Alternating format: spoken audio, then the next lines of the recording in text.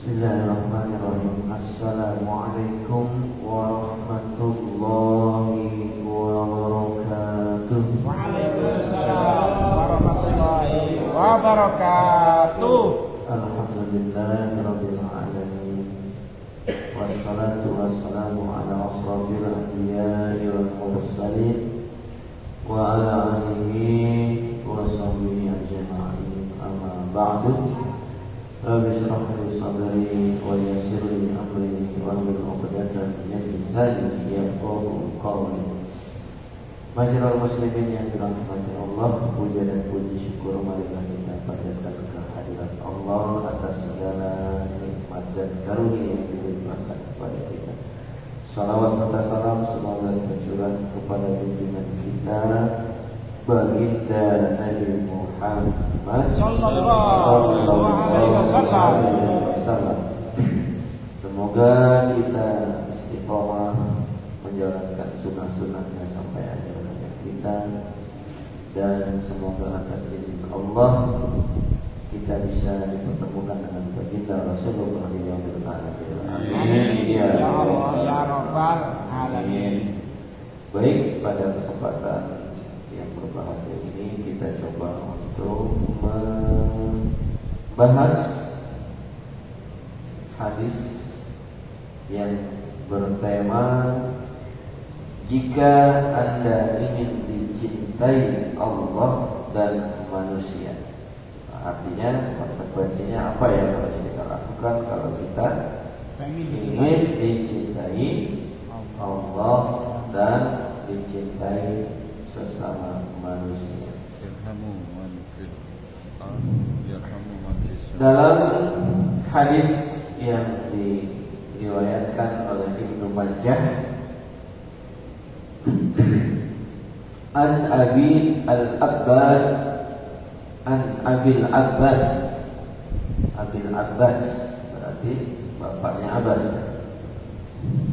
Sahal bin Sa'd as-Sa'idi radhiyallahu anhu qala jaa rajulun ila Nabi sallallahu alaihi wasallam faqala ya Rasulullah dullani ala amalin idza amiltuhu ahabbani Allah wa ahabbani an-nas faqala izhad fid dunya yuhibbuka Allah wajhad fima indan nasi yuhibbuka an-nas. Hadis hasan, hadisun hasanun rawahu Ibnu Majah wa ghairuhu bi asanid hasan. Jadi hadisnya hasan dari Abul Abbas Sahal bin Sa'ad As-Sa'idi radhiyallahu anhu. Dia berkata, seseorang mendatangi Rasulullah. Ja'a rajulun, seorang lelaki telah datang ila kepada Nabi sallallahu alaihi wasallam. Lalu ia berkata, wahai Rasulullah, tunjukkan kepadaku sebuah amalan yang jika aku melakukannya Allah dan manusia akan mencintaiku. Wah, itu luar biasa ini amalannya. Dengan melakukan amalan ini kita dicintai oleh Allah dan juga dicintai oleh manusia yang lain. Ya udah, sempurna, udah nggak ada lagi kan. Senikmat-nikmatnya hidup kan ketika kita menjadi hamba yang dicintai oleh Allah. Tak ada masalah manusia lain juga tidak mencintai kita. Yang penting Allah mencintai kita. Nah, ini sudah Allah mencintai kita, manusia pun mencintai kita. Apa amalannya? Nah, kata Rasulullah, zuhudlah engkau terhadap dunia, maka engkau akan dicintai Allah. Dan zuhudlah terhadap apa yang ada pada manusia, niscaya mereka akan mencintaimu. Simpel ya. Apa jawabannya? Kita disuruh zuhud. Nah, ini pertanyaannya, apa itu zuhud? Nah, gitu. Baik, kita coba bahas tentang zuhud. Lalu Nabi sallallahu alaihi wasallam menunjukkan kepada sebuah amalan tertentu. Beliau bersabda, juhudlah engkau terhadap dunia. Juhud terhadap dunia adalah sikap benci kepadanya dan tidak mengambil sesuatu melainkan yang akan bermanfaat baginya di akhirat. Dan jangan salah kaprah ya. Benci berarti bukan berarti kita disuruh benci kepada dunia, tetapi kita diperintahkan benci kepada hal-hal keduniaan yang akan membawa kita kepada kesengsaraan atau kerugian. Tetapi kejarlah keduniaan itu sendiri yang justru akan mengantarkan kita ya kepada jalan kebenaran sehingga kita bisa meraih ridhonya Allah. Jadi banyak orang yang salah di dalam memahami, oh dia mau nggak perlu dunia. Lah kalau nggak perlu dunia ngapain hidup di dunia? Kalau kita dilahirkan di dunia ya berarti kita disuruh menjalani hidup di dunia sesuai dengan ya jalan hidup, sesuai dengan apa yang dicontohkan oleh baginda Rasulullah Sallallahu Alaihi Wasallam. Zuhud lebih tinggi dari warok. Warok itu berhati-hati. Berarti kalau zuhud dikatakan lebih tinggi dari warok, berarti zuhud bukan sekedar berhati-hati, tetapi lebih dari itu. Sebab dikatakan di sini warok itu artinya meninggalkan perkara yang membahayakan baginya di dunia. Sedangkan zuhud meninggalkan hal yang tidak mendatangkan manfaat di akhirat. Jadi kelas zuhud itu dari atas warok gitu ya. Jadi kalau warok itu kan misalkan sesuatu perbuatan yang kalau dilakukan oleh manusia itu akan mendatangkan mudarat di dunia, ya kita wajib meninggalkan. Tapi kalau zuhud tidak hanya itu, ya, kita meninggalkan sesuatu yang akan mendatangkan mudarat di dunia, tetapi juga akan mendatangkan manfaat di akhirat kelak. Itu namanya zuhud. Ya. Jadi jangan sampai ada satu kesalahan persepsi, oh dia mah zuhud, dia mah butuh dunia, pakaiannya tompang camping gitu kan. Pakai baju cuma dari kancut aja gitu kan, tahu dia nggak butuh dunia, ya salah. Kalau orang Islam pakai itu pakai kancut aja salah nggak? Ya salah. Kenapa? Karena auratnya terlihat. Kan minimal seorang Muslim itu dalam berpakaian minimal itu menutupi aurat. Aurat laki-laki dari mana? Dari pusar sampai ke lutut. Nah, ketika seorang lelaki berpakaian seperti itu tertutup dari lutut ke bawah sedikit sampai ke pusar ke atas sedikit, nah itu berarti dia sudah menutup Allah. Ya sudah benar seperti itu. Tapi itu seminim-minimnya pakaian laki-laki Muslim. Tapi bukan berarti kita mau ngaji ke masjid pakai celana dari pusat ke lutut. Mana masjid aurat segini? Ya sah aja kan gitu. Nah, cuma kan apa kata dunia? Nah kira-kira zuhud nggak itu? Kalau menurut saya enggak. Kenapa? Karena itu tidak mendatangkan manfaat di dunia. Orang akan mencibirnya, orang akan mencemoohnya. Nah, kan harusnya ditinggalkan hal yang seperti itu. Walaupun secara syariat sudah terpenuhi, nah, berarti dia belum zuhud gitu kan. Bahkan belum warok, ya. Apalagi zuhud ya. Meninggalkan yang tidak bermanfaat lebih tinggi dari meninggalkan yang membahayakan. Sebab sebelum tingkatan zuhud ada tingkatan pertengahan yang tidak mendatangkan bahaya dan tidak pula mendatangkan manfaat. Nah, ini timbal ini ya. Maka dalam sikap zuhudnya seseorang menghindarkan diri dari perkara yang tidak mengandung manfaat. Sedangkan warok ia mengerjakan yang dibolehkan untuknya, akan tetapi ia meninggalkan yang membahayakan baginya. Ya jelas sesuatu yang akan mendatangkan bahaya itu harus ditinggalkan. Berarti kita kita menjaga kehati-hatian. Itulah namanya waro. Jadi kalau ada seseorang mengerjakan sesuatu yang sudah diperkirakan akan mendatangkan bahaya tapi tetap dikerjakan, berarti dia tidak waro. Ya, artinya dia ceroboh, ya, atau melakukan sesuatu yang kemungkinan akan mendatangkan bahaya. Itu dia mengerjakan. Baik. Lalu sabda Rasulullah, yuhibbukallah, niscaya engkau akan dicintai oleh Allah. Huruf akhir sebagai jawaban dari kata perintah, izhab. Dunia adalah negeri di mana kita berada sekarang. Dunia dinamakan dunia disebabkan dua hal. Pertama, dunia bermakna sebentar dalam hal waktu, ya, jadi ini perlu kita perhatikan. Walaupun berdasarkan tahun yang sudah berjalan, ini sudah 2025 Masehi, sedangkan dalam catatan sejarah, ya, dunia ini sudah ada ribuan tahun sebelum Masehi.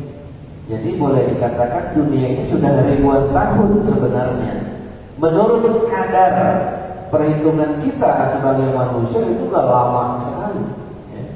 Tapi dalam kadar atau perhitungan Allah, dunia itu sangat sebentar, ya. Makanya dunia itu dikatakan alam yang fana karena memang sangat sebentar.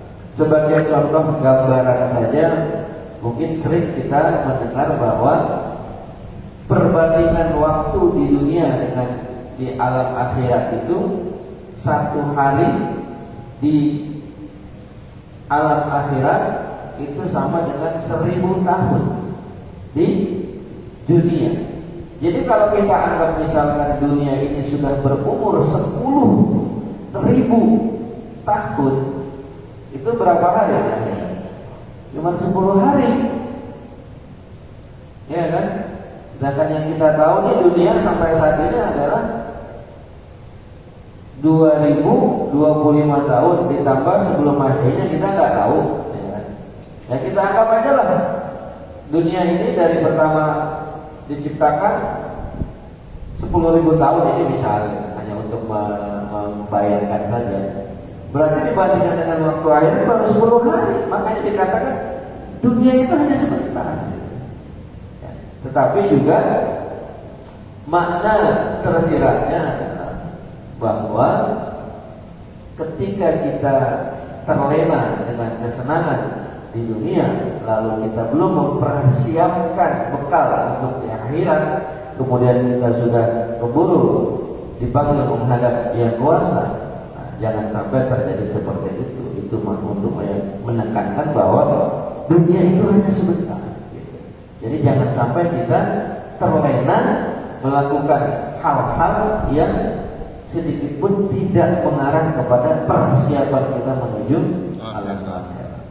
Makanya Al-Quran juga memperingatkan, ya ayyuhalladzina amanu taqullaha wa tanzur nafsum ma qaddamat lighad. Wahai orang-orang yang beriman, ya, ingatlah, lakukanlah sesuatu agar engkau mempersiapkan dirimu untuk hari esok. Hari esok itu para mufassir memaknainya adalah hari hari akhirat, alam akhirat. Baik. Yang kedua, makna dunia dikatakan bermakna rendah dalam hal derajat atau martabat. Iya, ketika bandingannya adalah alam akhirat, dikatakan setinggi-tingginya nikmat dunia, ya, itu kalau dibandingkan dengan lalat, ya, kenikmatan dunia dengan nikmatnya dari akhirat, itu kalau diibaratkan lalat itu tidak, atau nyamuk, ya, tidak sampai satu sisi sayap nyamuk, ya, dibandingkan dengan alam semesta. Itu kenikmatan dunia. Makanya dikatakan rendah karena serendah-rendahnya kenikmatan yang akan kita peroleh di akhirat itu tidak akan terjangkau oleh setinggi-tingginya nikmat di dunia. Kan gitu ya. Makanya ada istilah kalau orang kafir itu surganya surga dunia. Nah kalau buat mereka orang kafir, sengsara-sengsaranya dia di dunia itu tidak akan lebih sengsara ketika nanti akan balasan yang akan diterima di akhirat. Makanya dikatakan orang kafir surganya di surga dunia. Jadi sesengsara-sengsaranya dia mengalami kehidupan dunia itu udah lebih nikmat dibanding di akhirat. Nanti dia akan mendapatkan siksa yang kekal selama-lamanya. Nauzubillah ya. Rasulullah SAW bersabda, la mawdi'u sawti ahadikum fil jannati khairum minad dunya wa ma fiha. Tempat penyimpanan cemeti. Tahu cemeti apa? Cambuk. Pecut. Tempat penyimpanan cemeti salah seorang di antara kalian di akhirat lebih baik dari dunia dan seisinya. Nah, jadi ini perumpamaannya cemeti itu kan adalah benda yang tidak menyenangkan, karena kalau kita dipecut sama cemeti itu kan menyakitkan kan?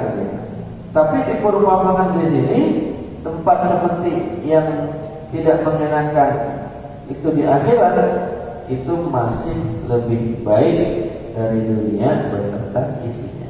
Itu menunjukkan atau menggambarkan betapa rendahnya dunia dibanding akhirat. Dalam sabdanya yang lain, Rasulullah sallallahu alaihi wasallam bersabda, "Akal fajr khairum minad dunya wa ma fiha." 2 rakaat sholat sunat sebelum subuh lebih baik dari dunia dan seisinya. Masya Allah.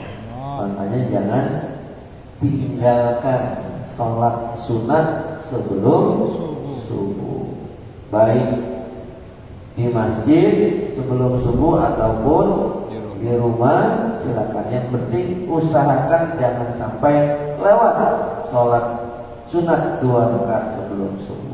Karena ketika orang menyempatkan diri sholat sunat 2 rakaat sebelum subuh, kemudian sholat subuh berjamaah, kemudian dia berzikir, ya kemudian ya dia sampai waktu tiba waktu syuruk, kemudian dia sholat sunat lagi 2 rakaat, itu dia mendapatkan dunia beserta isinya. Nah, cuma kan kalau manusia yang dibayangkannya sama aja dari kemarin begini-begini kan begitu. Nah, tapi minimal itu adalah sebagai bekal atau tabungan kita yang nanti akan kita dapatkan. Kalau setiap hari kita mendapatkan kenikmatan yang lebih besar dari dunia beserta isinya, kita kumpul terus, itu maka minimal nanti di akhirat kita akan mendapatkannya. Kalau seandainya di dunia tidak sempat mendapatkan, karena makanya senikmat-nikmatnya dunia kan serendah-rendahnya kenikmatan di akhirat. Kalau di dunia kita mendapatkan harta yang berlimpah, kita kumpulin dari muda, dari zaman ngartis gitu ya. Jadi sebelum jadi anggota dewan itu saya udah kumpulin harta. Jadi yang saya dapat itu bukan dari uang rakyat gitu kan. Rumah mewah, apa mobil mewah segala macam. Tapi ketika Allah ingin membinasakan harta orang tersebut, itu hanya sekejap saja. Bahkan hanya dengan satu kalimat kepleset lidah membuat apa yang selama ini dia kumpulkan puluhan tahun itu hancur hanya dalam sekejap saja. Ya. Itulah artinya bahwa kalau saya sih mengatakannya, ya keberkahannya ditarik oleh Allah Subhanahu wa taala. Gitu. Waktunya udah habis ya. Jadi dunia tidak apa-apanya jika dibandingkan dengan akhirat, sehingga hampir saja Anda tidak menemukan kegembiraan pada setiap bulan, 2 bulan atau seterusnya, melainkan disusul setelahnya dengan kesedihan. Benarlah apa yang dikatakan seorang penyair. Nah ini syair ya, bukan hadis ya, yang mensifati kehidupan dunia. Cuma saya nggak bisa nada, saya baca lurus aja ya. Fa yaumun alaina wa yaumun lana wa yaumun nasa'u wa yaumun nasurru. Pada suatu hari kadang rugi dan kadang kita beruntung. Pada suatu hari kadang kita sedih dan kadang kita gembira. Ya itu ya memang kenyataannya kalau seperti itu. Sabda Rasulullah SAW, zuhudlah engkau terhadap apa yang ada pada manusia, misalnya mereka akan mencintaimu. Artinya hindarkanlah perasaan ingin tahu apa yang mereka miliki dan perasaan ingin memiliki seperti apa yang mereka miliki. Nah jadi ini memang sifat manusia karena godaan setan. Itu ketika melihat seseorang memiliki sesuatu, itu perasaan kita itu enak aja gitu. Enak banget dia itu punya ini, punya itu gitu kan. Padahal ketika seorang bertanya kepada orang tersebut apa yang ada di pikiran, dia berkata begini, kayaknya enak banget ya tukang ojek, pikirannya apa istilahnya gak ada beban. Pagi keluar mangkal dapat sewa penumpang 4-5 orang, udah dapat 100.000, kasih istri, merokok, tidur. Sholat, ibadah, tapi ibadah gak tinggal. Udah, nanti sore keluar lagi, dapat lagi 100 buat ntar malam, bisa tidur nyenyak. Kata si orang kaya, kalau saya boro-boro bisa tidur nyenyak. Mikirin sono, dan kelihatannya mobil mewah, tapi utangnya lebih besar dari harta yang dimilikinya. Kadang-kadang seperti itu. Ya bukan kadang-kadang, memang kerap seperti itu.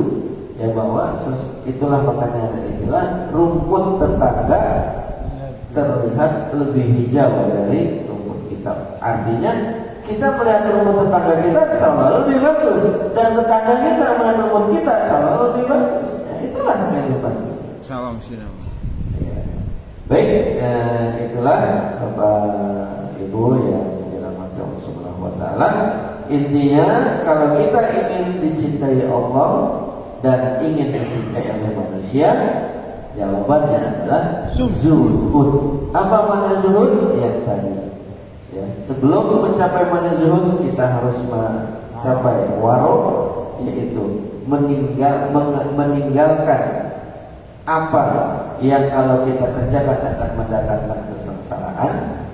Zuhud meninggalkan waro, tetapi mengerjakan sesuatu yang akan mendapatkan manfaat di akhirat Allah. Jadi zuhud bukan berarti udah ninggalin semua yang enak-enak, pokoknya dia mah yang kelihatannya sengsara gitu kan ya, pakai baju cuma pakai kancut aja gitu kan, nggak pakai sepatu, nggak pakai sendal, nyeker, bukan itu kan. Kenapa? Karena ketika kita ingin beribadah menghadap kepada Allah Subhanahu Wa Taala, kita diperintahkan menggunakan pakaian yang terbaik menghadap Allah. Walaupun secara syariat aurat sudah tertutupi, masa kita sholat mau pakai celana dari pusar sampai lutut aja kan gitu ya. Wallahu a'lam bishawab. Mudah-mudahan Allah memimpin kita sehingga kita bisa mencapai diri kita menjadi orang yang zuhud, sehingga kita bisa dicintai oleh Allah dan dicintai oleh manusia. Alhamdulillahirabbil alamin, hamdan yuwafi ni'amahu wa yukafi manzilan yawmana alhamdulillah yanbaghi li jalali wajhika karim wa sultanik. Allahumma shalli ala sayyidina Muhammad. Allahumma taqabbal minna salatana wa siyamana wa qiyamana wa qu'udana wa tadarruana wa tahassuna wa tabassirana ya rabbal alamin. Allahumma ighfir lana wa li walidina wa hamhum kama qalna nasib wa Allahumma hab lana min azwajina wa dhurriyyatina qurrata a'yun waj'alna muqimat salatana wa min dhurriyyatina rabbana wa taqabbal du'a. Allahumma rizqna rizqan wasi'an wa ilman nafi'an wa amalan taqabbala wa Allahumma a'inna ala zikrika wa syukrika wa husni ibadatik. Rabbana atina fid dunya hasanah wa fil akhirati hasanatan wa qina adzabannar. Subhanallah wa wassalamu ala mursalin walhamdulillahi rabbil alamin. Bila taufiq wallahi wassalamualaikum warahmatullahi wabarakatuh. Waalaikumsalam warahmatullahi wabarakatuh.